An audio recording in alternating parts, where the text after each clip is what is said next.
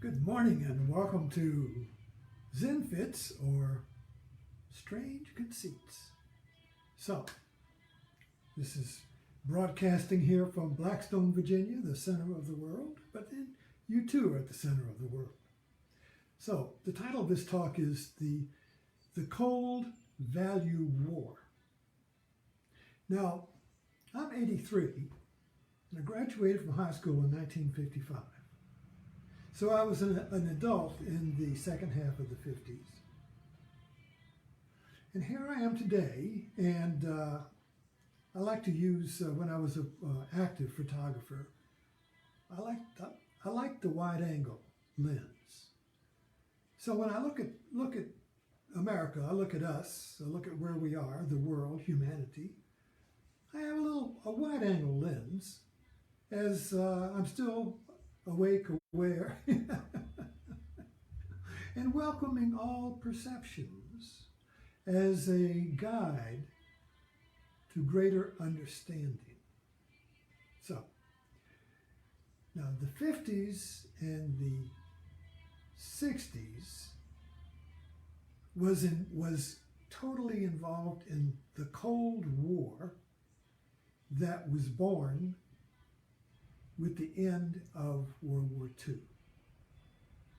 And every event that happened internationally in the 50s and 60s was framed as the Cold War. Us against them. Capitalism against communism. America against Russia or USSR. Everything was framed in that conflict. That's why we got into Vietnam. It wasn't a local civil war. It was a cosmic civil war between the left, between communism and capitalism, Europe and Asia. Have you thought about that? Communism is an Asian philosophy, is an Asian mythology, is an Asian orientation. Europe basically is the celebration of the heroic individual, the free individual, up from the Greeks on. Europe was, pagan Europe, was the celebration of the Viking, the individual hero, the Grail Knight, the knight in shining armor. These are individuals. Look at the mansions, the pictures in the mansions of England. Portraits, wall-to-wall portraits of great individuals. But the Asian philosophy basically has no great individuals. It's the totality. It's the society that is the great individual. The reference in Asia is towards being obedient to the state, the society. So it functions kind of like an ant colony.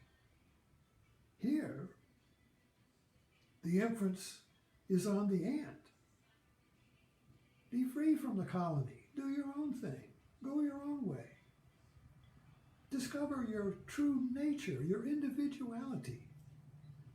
But the Asian point of view is the colony. And that, that is nature. If you lift up a rock and there's an ant colony there, there's chaos, blah, blah, blah, and then they all move in sync. They all move as one, and they go move, they get their eggs, get their queen, they go somewhere else. They all move as one, you see.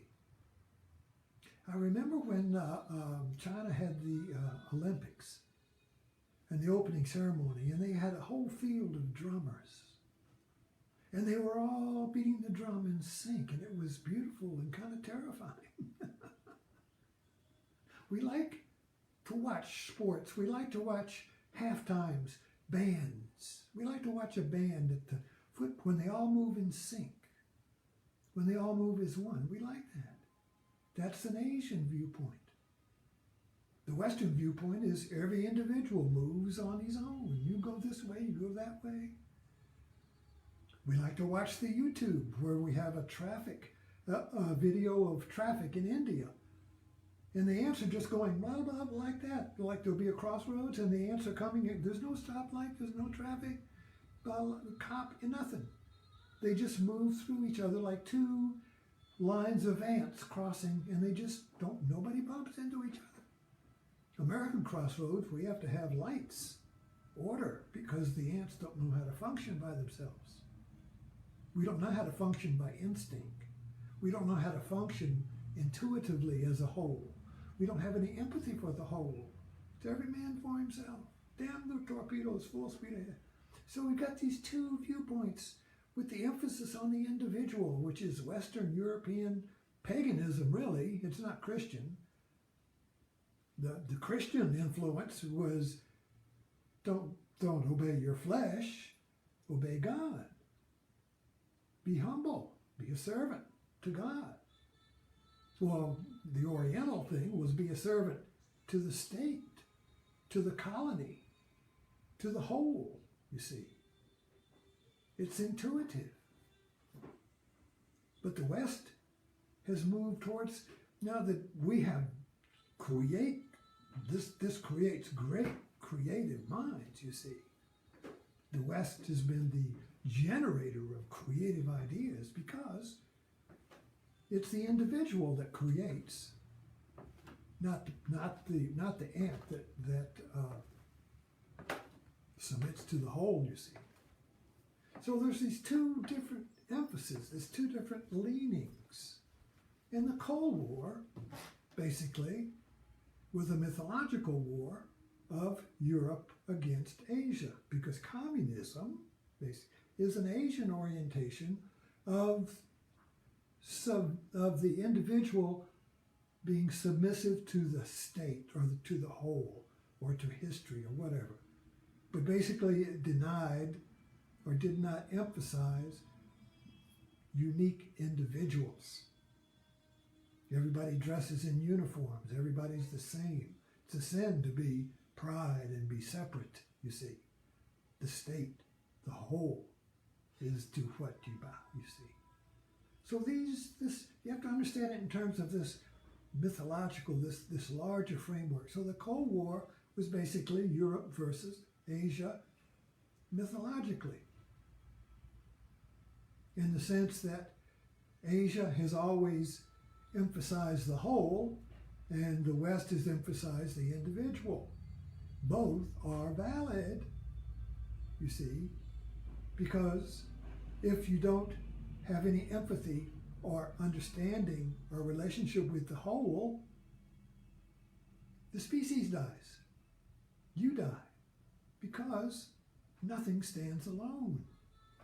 We have this idea in the West that every individual stands alone, but everything is interrelated. Everything is part of the whole. So we have these incompatible or conflicting teachings. Be part of the main, be part of the whole. Belong to something greater than you. Just that's the whole. Belong to something greater than you gives you meaning.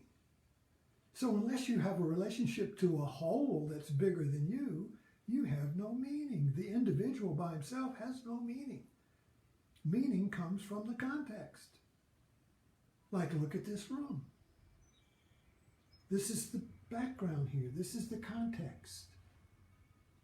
If this were a green screen, you could put me on the foreground. You could put me and change the background, and it might be a NASCAR race. What's he doing at a NASCAR race? Or it might be standing over, the background changes would change the meaning of me. So this foreground and background are both valid, both categorical imperatives, but they're incompatible. That's the dilemma. So the West emphasizes the individual with free choice, and the East emphasizes the whole with no free choice, because your choice is to be obedient to the whole. And in the West, the choice is to be obedient to yourself. But they're both valid. They're both categorical imperatives that mean they must be obeyed, but they're incompatible. So getting back to this topic now, the Cold War framed the whole globe in the individual versus the whole. And then that finally died because the tension of the arms race exhausted the treasure of communism, and it just collapsed. No, the tension could not support anyway, so it collapsed. So what happened? Well, I remember it.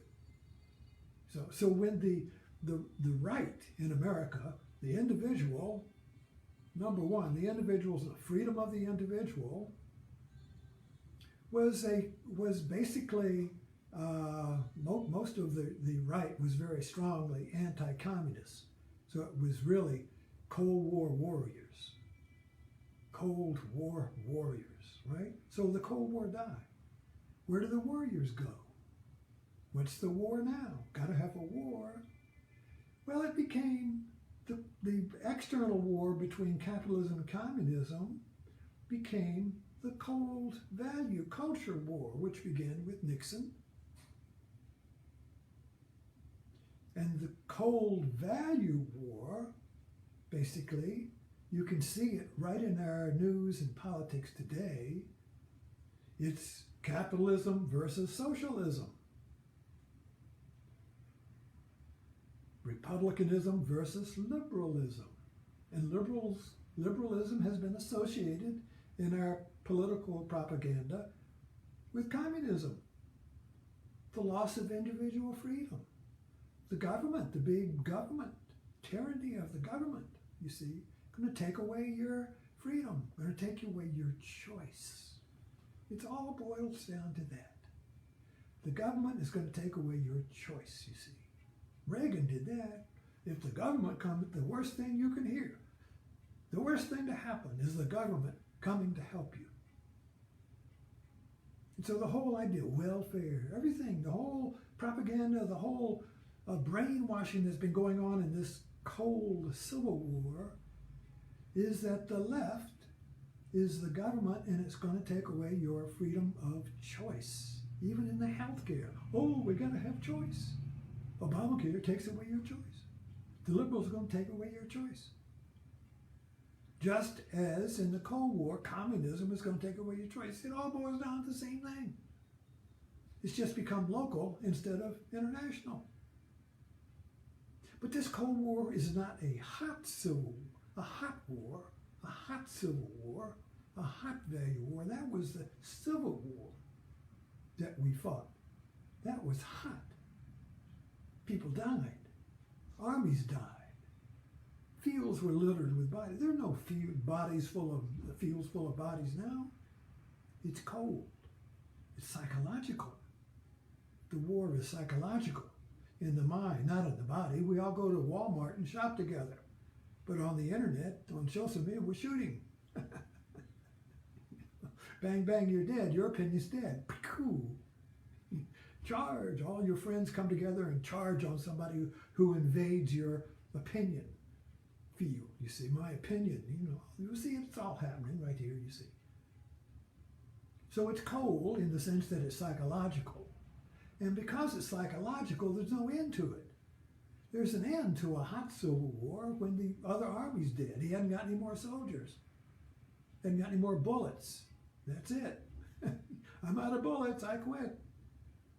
Well, when it's psychological, there's no end to the bullets. And everything that happens, you see, gets sucked up into the Cold War, just like Vietnam got sucked up into the Cold War. Masks are sucked up into the Cold War. Now, wearing a mask is a sign that you're a government clone. You're taken over by the government now. Not wearing a mask means I'm free from the government. I'm free from communism. Capitalism wins. Communism dies. Government, socialism, it's all connected together, you see. It's all symbolically interconnected. So what is it getting down to? What's the ground here? It's our belief in our consumer society, which the West created. Wasn't created in the Orient, created in the West, is the belief that freedom is choice. I have a free will, and it's free because I have a choice. I've got to have two. If there's no choice, if there's just one, I don't feel free. Do you want eggs or oatmeal? Oh, I've got a choice. Go to prison, you're having oatmeal. No choice, I'm not free. You go to a store. Remember in communism, the whole myth was, you go to a communist store and there's one thing to buy. You go to an American store and you got 30 things to choose from. Did you ever watch The Hurt Locker? That was just about this. The traumatic moment in The Hurt Locker was the soldier comes back from Iraq where he has no choice. When he deconstructs a bomb, you don't have a choice. You're either alive or dead. You move the wire. You're alive or you're dead. There's no, I made the wrong choice. Oops, I made the wrong choice. There's no oops.